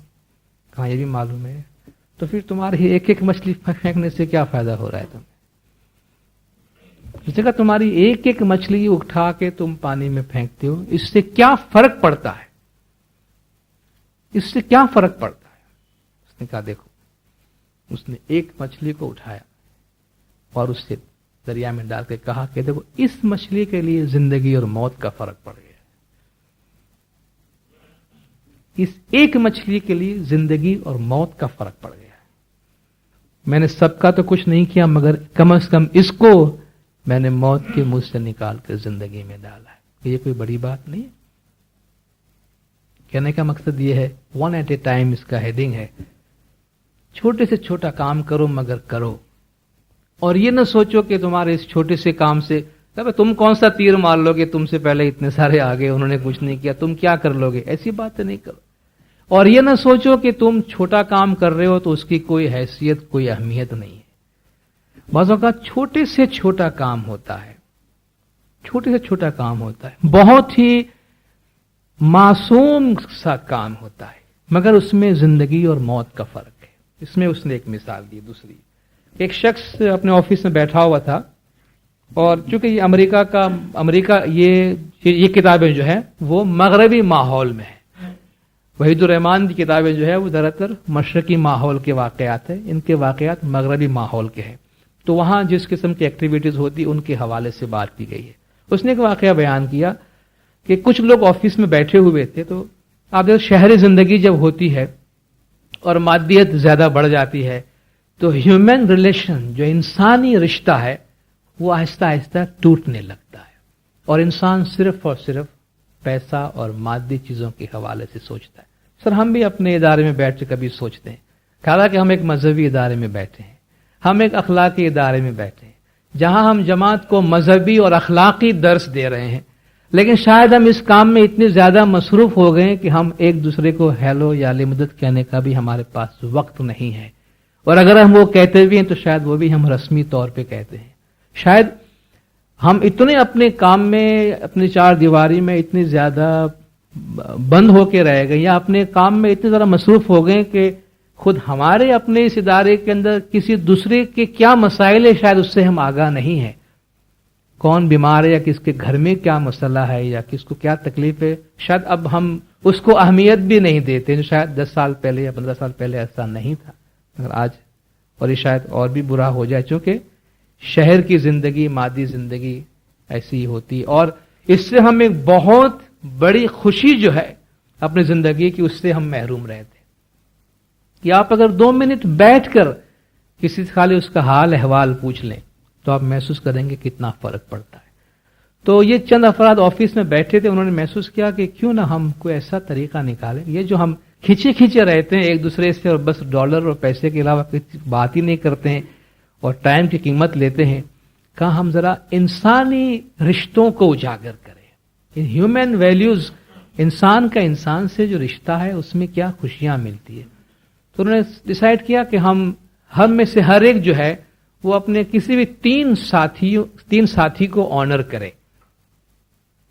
اپنے کسی بھی 3 ساتھی کو جا کر انہوں نے ایک بلو ریبن بنائے کہ آپ جا کر اپنے کسی بھی ساتھی کو وہ بلو ریبن لگا کر کہیں کہ بھئی میں تمہارے کام سے بہت خوش ہوں, یا تم بہت نیک آدمی ہو, میں تم سے بہت متاثر ہوا ہوں اور میں تمہاری بڑی قدر کرتا ہوں. دل سے جا کر اپنے کسی بھی ساتھی سے کوئی اچھی بات کہو, اور پھر ان سے یہ کہو کہ وہ اس کام کو 3 اور افراد تک پہنچائے.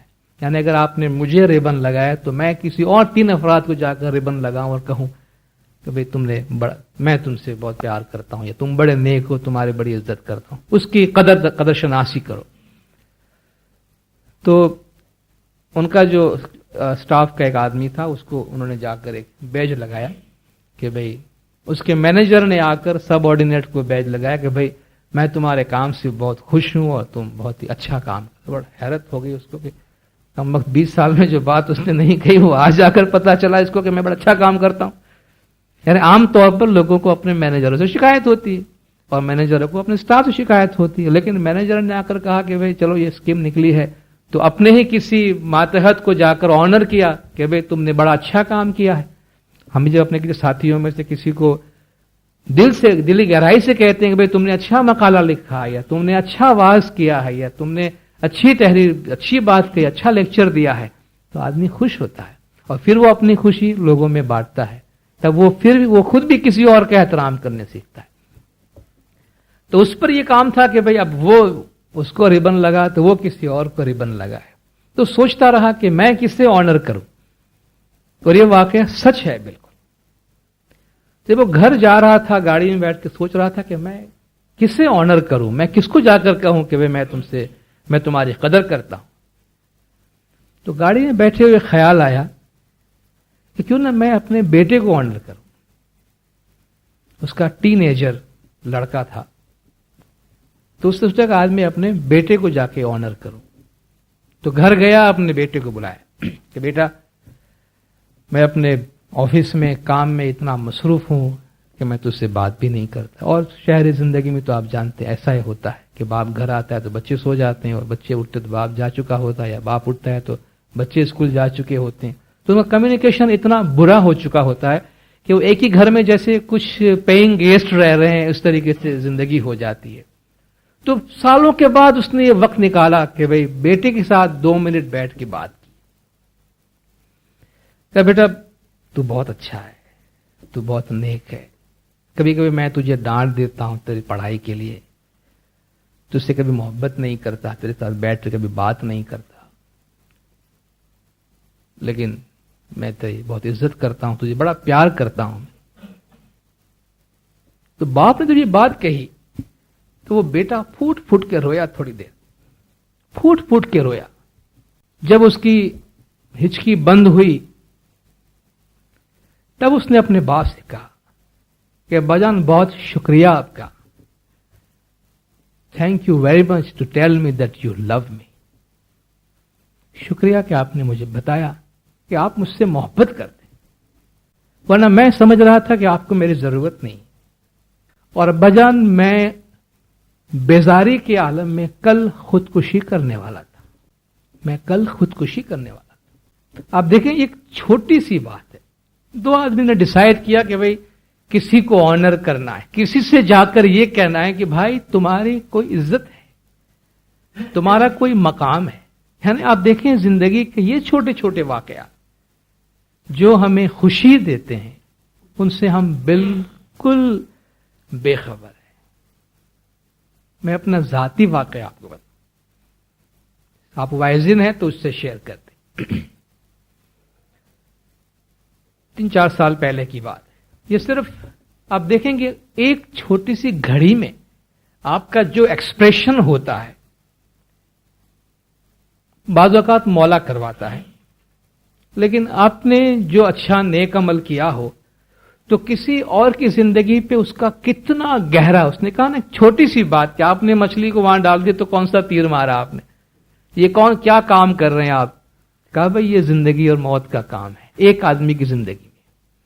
ایک عید کا دن تھا، میں چند سال پہلے درخانہ جماعت خانے میں تھا، تو بس یوں ہی دوست برادر تو ملتے ہی رہتے ہیں. تو ایک نوجوان آیا، کچھ پریشان تھا، ویسے ملتے رہتے تھے مگر بس عید تھا تو گلے ملے. نہ معلوم اس کو کیا تکلیف اور کیا پریشانی تھی. جب اس کو بس عید کے رسم کے طور پہ گلے لگایا تو اس نے کہا کہ آپ نے مجھے بچا لیا. میں نے کہا بچا لینے کیا بات ہے، عید کا دن ہے ہم سب گلے. کہا آپ نے مجھے بچا لیا کہ میں نے یہ محسوس کیا کہ نہیں اس جماعت میں اب بھی میری کوئی جگہ موجود ہے. اس نے کہا کہ میرے ساتھ ایسا سلوک ہوا ہے کہ میں اپنا مذہب چھوڑ کے جانے والا تھا. میرے ساتھ ایسا سلوک ہوا ہے اس جماعت میں کہ میں مذہب چھوڑ کے جانے والا تھا، لیکن کم سے کم آپ نے مجھے اس قابل سمجھا کہ آپ نے مجھے گلے لگایا. ہم تو سب سے گلے ملتے ہیں، اس میں ہم نے کسی کو دیکھ کے تو گلے نہیں لگایا. عید کا دن ہے سب سے ملے تو مجھے احساس ہوا کہ نہیں مجھے مذہب چھوڑ کے نہیں جانا چاہیے. میرے لیے یا کسی کے لیے بھی وہ کوئی بڑی بات نہیں تھی کہ ہم 100 آدمی سے گلے ملتے ہیں.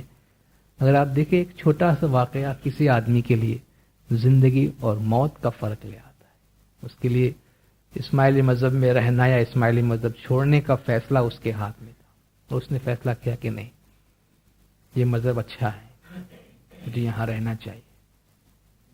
اب دیکھیں چھوٹے چھوٹے واقعات جو ہیں یہ زندگی میں ہیومن ریلیشن، جو مولانا بھی فرمایا کہ بھئی جوں مادیت میں اضافہ ہوتا جا رہا ہے یہ انسانی رشتے جو ہیں وہ اس کی اہمیت کم سے کم تر ہوتی جا رہی ہے، جبکہ اس میں ہمارے لیے بہت نصیحتیں اور بہت پیغام ہے مگر بدقسمتی سے وہ ہمارے ہاتھ سے چھوٹتے جا رہے ہیں. تو اس قسم کی بہت سے واقعات بے شمار میں اس وقت کہوں گا کہ اور بھی کتابیں ہمارے سامنے آ جائیں اور پڑھیں.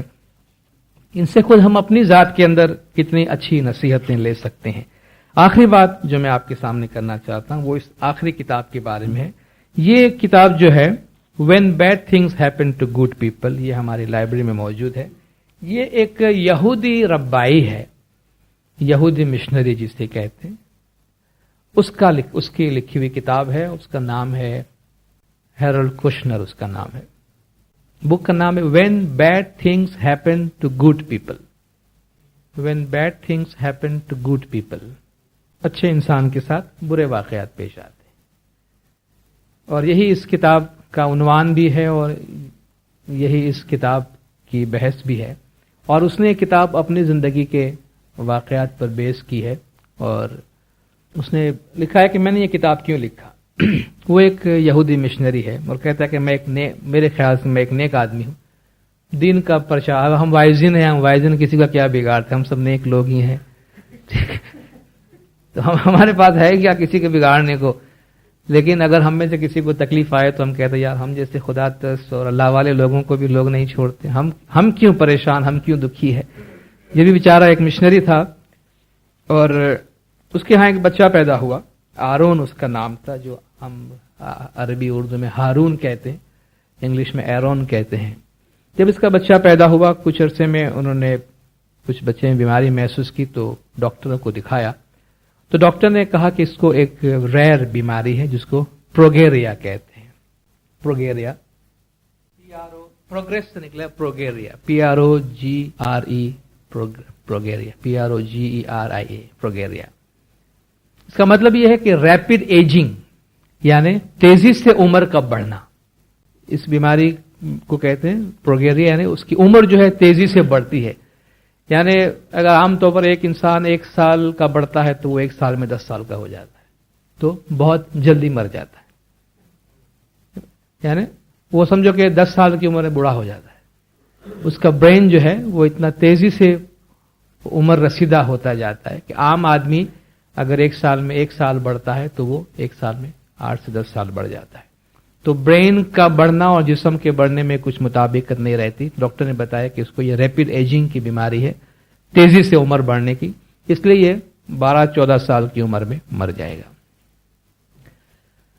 تو جب یہ بجلی اس پہ گری تو اس نے سوچا کہ اس خبر کو میں کس طرح لوں, مطلب یہ کیوں ہوا, مطلب یہ خبر میرے لیے کیوں. میں ایک خدا ترس آدمی, اللہ والا آدمی, لوگوں کو دین کی نصیحت کرتا ہوں. میرے گھر میں ایک ایسے بچے کو خدا نے بھیجا کہ جو معصوم بچہ پیدا ہوا ہے اور اسے دنیا کی کوئی خوشی نصیب نہیں ہوگی. اس سے پہلے ہی یہ بچہ جو ہے وہ مختلف پیچیدگی میں آ کے اور مر جائے گا. اس کے ساتھ ساتھ والدین بھی پریشان ہوں گے. تو اس نے سوچا کہ یہ تکلیف اور یہ پریشانی مجھ پہ کیوں آئی. اس سوال کو بنیاد بنا کر اس نے تکلیف اور مشکلات پہ ریسرچ کیا ہے کہ اچھا انسان دنیا میں پریشان کیوں ہوتا ہے. کہ اگر ہم نے کہا کہ دین کا یہ فیصلہ ہے کہ نیک انسان خوش رہے گا, برا انسان دکھی ہوگا, تو ٹھیک ہے, تو میں نیک ہوں تو جب میں نیکی کرتا ہوں, برائیاں چھوڑتا ہوں, تو مجھے اس کا بدلہ ملنا چاہیے کہ مجھ پہ کوئی تکلیف نہیں آنی چاہیے. لیکن میں تو نیک آدمی ہوں, مجھ پر یہ تکلیف کیوں آئی. تو اس سوال کو اس نے بیس بنا کر یہ کتاب لکھنا شروع کی اور اس نے مختلف لوگوں سے ملاقات کی اور مختلف کتابیں پڑھی جس میں یہ انسان کی تکالیف اور پریشانیوں کی اس کے جواز کے بارے میں فلسفہ موجود تھا. تو چند جوابات جو اس کے سامنے آئے, اس نے کہا کہ اچھا انسان دنیا میں کیوں دکھی اور پریشان ہوتا ہے. تو چند جوابات اس کو یہ ملے کہ بھائی انسان کو اس کے عمل کا بدلہ ملتا ہے. کہا بھائی بعض لوگوں نے یہ کہا یا بعض کتابیں یا مذہب یہ کہتا ہے, قرآن حدیث جو بھی آپ بولا, انسان کو اس کے عمل کا بدلہ ملتا ہے. ٹھیک ہے, برے انسان کو اس کا برا بدلہ ملتا ہوگا, اچھے کو اس کا اچھا بدلہ ملتا ہوگا. لیکن ہم نے یہ دنیا میں دیکھا ہے کہ بعض اوقات برے انسان خوش ہیں. ہم نے کہا ٹھیک ہے وہ اندر سے دکھی ہے, چلو ٹھیک ہے, اندر کوئی دیکھنے نہیں گیا ہے. لیکن آپ اس کو جھٹلا نہیں سکتے ہیں کہ نیک انسان دنیا میں پریشان ہوتے ہیں.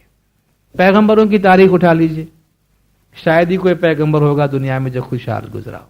وہ تو نیک لوگ تھے, ان کے نیکی میں تو کوئی شبہ نہیں ہے نہ کسی کو. ائمہ کے نیک ہونے میں تو کوئی شبہ نہیں ہے. پھر ائمہ پہ اتنی مشکلات تکالیف کیوں گزری. اس نے کہا کہ یہ جواب دینا کہ انسان اپنے اعمال کی وجہ سے خوش یا دکھی ہوتا ہے, تو چلو دکھیوں کی باتیں چھوڑو. پھر یہ انبیاء اور ائمہ کو جو تکالیف آئی کیا ان کے اعمال کی وجہ سے آئی تھی؟ تو یہاں بات اٹک جاتی ہے. پھر اس کا دوسرا جواز یہ پیش کرتے ہیں کہ بھئی پچھلے جنم کی کوئی ان کی ایسی ویسی کمائی ہوگی. پھر اس سے بھی بات نہیں بنتی کہ انبیاء اور ائمہ کے پچھلے کوئی ایسے اعمال تھے جن کی نعوذ باللہ ان کو سزا کے طور پر یہ چیزیں دی گئی. نے کہا بھئی یہ ایک ٹیپسٹری کی طرح ہے. آپ دیکھیں دھاگوں سے تصویر بنائی جاتی ہے, مختلف رنگ کے دھاگے کاٹ کر تصویر بناتے. آپ اس کو سامنے سے دیکھیں تو خوبصورت تصویر دکھتی ہے, پیچھے سے آپ دیکھیں تو بڑا بھدا لگتا ہے. اس میں دھاگے یہاں وہاں کٹ. کہا دیکھو دنیا جو ہے نا وہ خدا کی ٹیپسٹری ہے. ہمیں دیکھنے میں چونکہ ہم پیچھے سے دیکھتے ہیں اس لیے ہمیں وہ بدنما نظر آتا ہے کہ یہاں انصاف نہیں ہے. آپ صحیح زاویے سے دیکھیں تو اس میں بڑی خوبصورتی ہے. دیکھا بھی انسان کے خون سے رنگ کر آپ ایک تصویر بناتے ہو تو اس تصویر کا کیا فائدہ ہے کہ جس میں آپ نے انسان کا خون ملایا ہوا ہے. پہلے آپ کسی کو اذیت دیتے ہو پھر آپ تصویر بناتے ہو تو اس تصویر کا کیا فائدہ. تیسری بات انہوں نے یہ کہی کہ بھئی انسان چونکہ تکلیف سے سیکھتا ہے، انسان کو تکلیف سے نصیحت حاصل ہوتی ہے اس لیے اسے تکلیف دی جاتی ہے. چوتھی بات اس نے کہا کہ جس طرح والدین اپنے اولاد کو منظم کرتے ہیں اس طرح قدرت جو ہے وہ انسان کو ڈسپلن میں لانے کے لیے ان کو آپریشن تھیٹر میں مریض کا آپریشن کیا جاتا ہے، ڈاکٹر اس کے جسم کو کاٹتے ہیں تو باہر سے دیکھنے والا آدمی یہ سمجھے گا کہ اس مریض کو اذیت دی جا رہی ہے، مگر ڈاکٹر جانتے ہیں کہ اس کو اذیت نہیں دی جا رہی ہے بلکہ اس کو مشکلات سے نکالنے کے لیے، نجات دینے کے لیے کام کیا جا رہا ہے.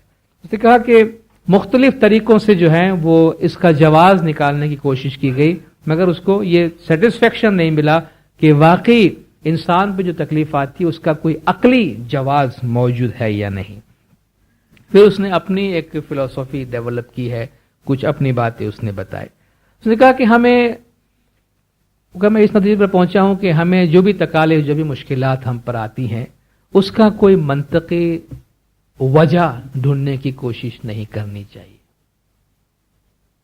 حادثات مثال کے طور پر اس نے کہا کہ جو حادثات پیش آتے ہیں ان حادثات کے پیچھے کوئی وجہ نہیں ہوتی. یعنی اس نے کہا کہ آپ ہر چیز کو جو ہے وہ کوئی عقلی یا ایسی دلیل دینے کی کوشش نہ کرے. کسی کے ساتھ کوئی بھی واقعہ پیش آتا ہے یقیناً اس کے پیچھے کوئی اچھا یا برا عمل ہوگا. یعنی اگر ہمیں کوئی برائی پیش آئے تو یقیناً ہم نے کوئی برا کیا ہوگا جس کی وجہ سے ایسا ہوا، یا ہمیں کوئی اچھائی پیش آئی تو ہم نے کوئی اچھائی کیا ہوگا. ایسا ضروری نہیں ہے. بعض اوقات بلکہ اکثر و بیشتر جو حادثات پیش آتے ہیں تو ضروری نہیں ہے کہ ان کے پیچھے کوئی وجہ ہو. اب مثال کے طور پر کوئی ہوائی جہاز گر جاتا ہے، 250 آدمی مارے جاتے ہیں.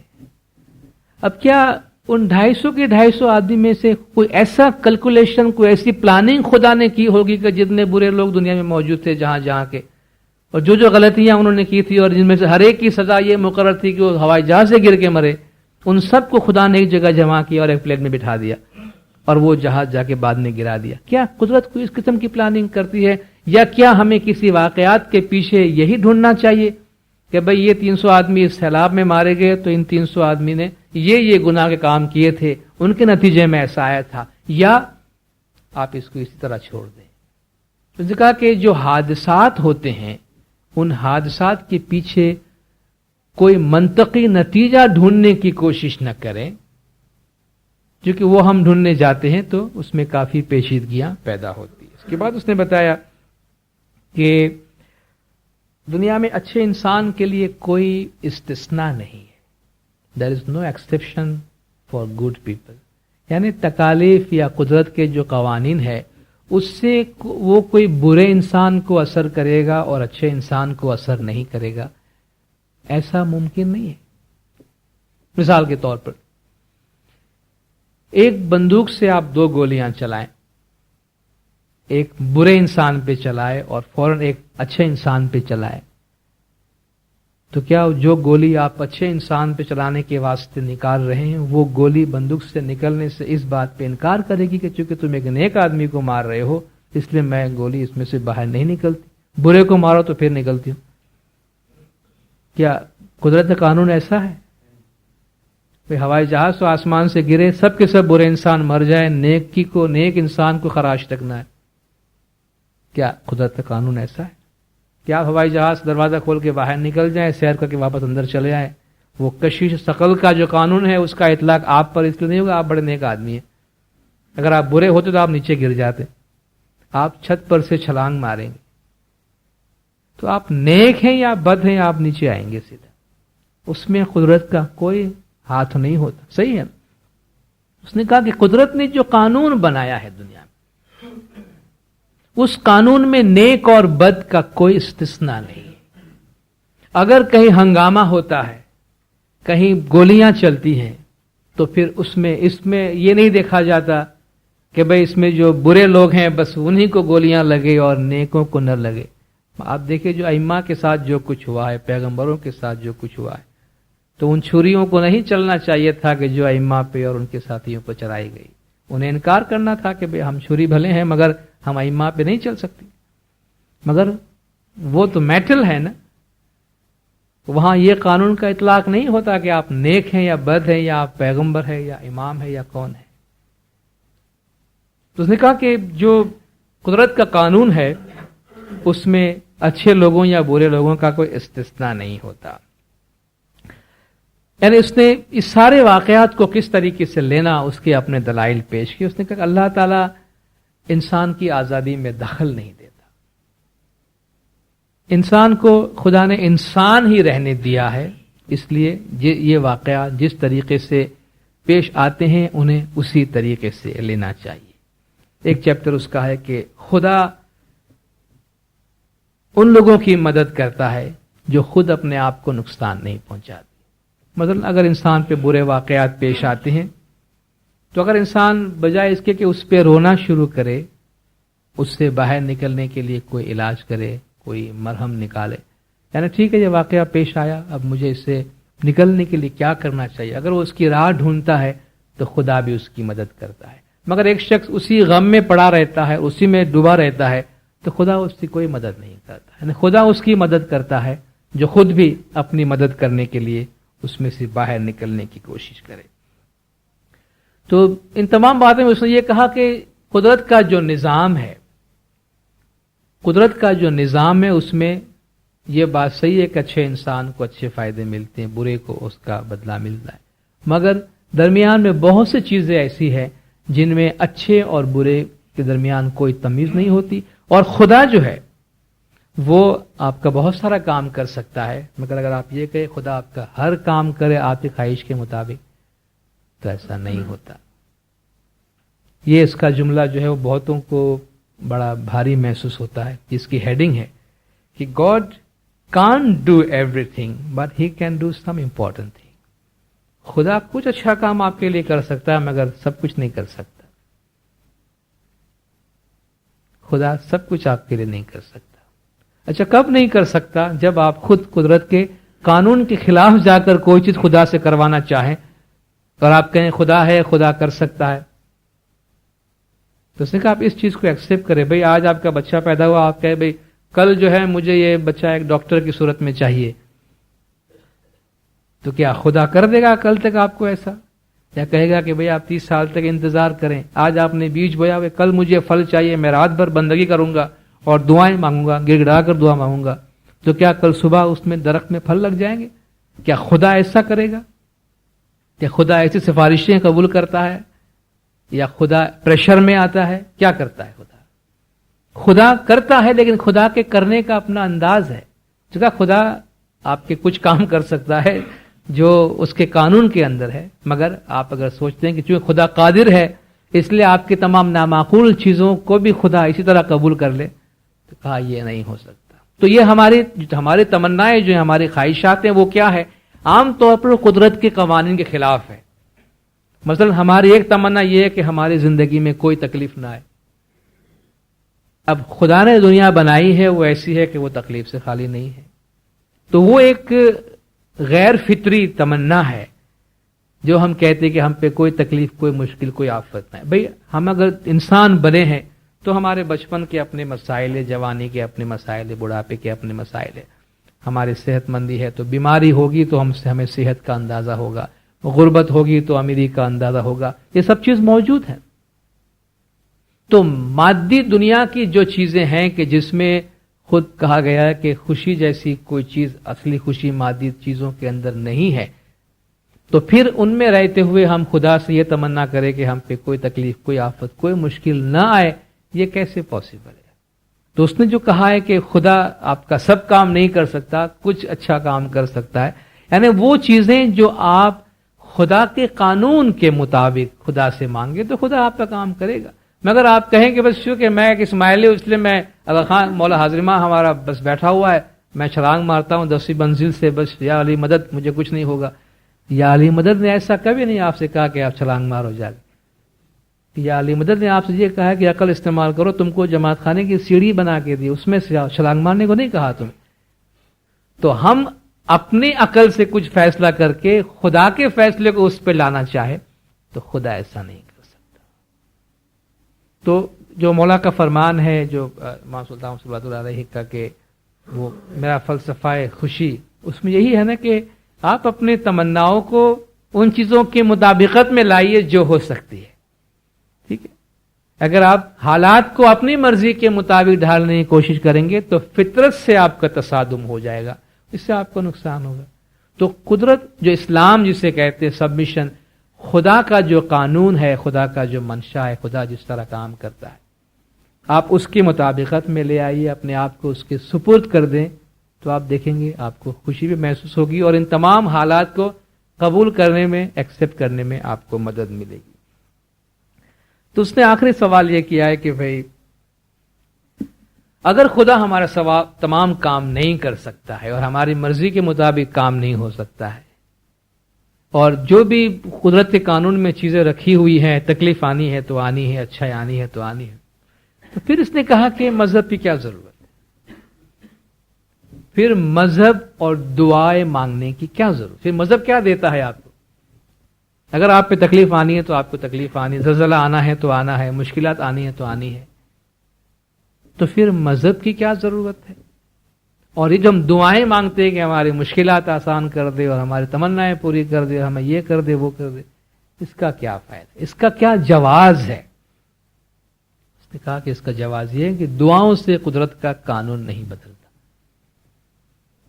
اس نے کہا دعاؤں سے قدرت کا قانون نہیں بدلتا، مگر دعائیں آپ کو قدرت کے ساتھ مطابقت پیدا کرنے کی صلاحیت دیتی ہے. مذہب جو ہے، مذہب آپ کو کوئی ایسا طریقہ نہیں بتاتا کہ آپ خدا پر اپنی مرضی نافذ کریں، بلکہ مذہب آپ کو یہ سکھاتا ہے کہ آپ خدا کی مرضی کو قبول کریں. تو مذہب کیا سکھاتا ہے؟ مذہب آپ کو ان تمام مشکلات کو برداشت کرنے کی صلاحیت آپ کے اندر پیدا کرتا ہے. تو یہی مولا کا فرمان بھی ہے کہ آپ کو خوشحالی میں مغرور نہیں بننے دے گا مذہب، اور تکلیف میں آپ کو دکھی نہیں ہونے دے گا.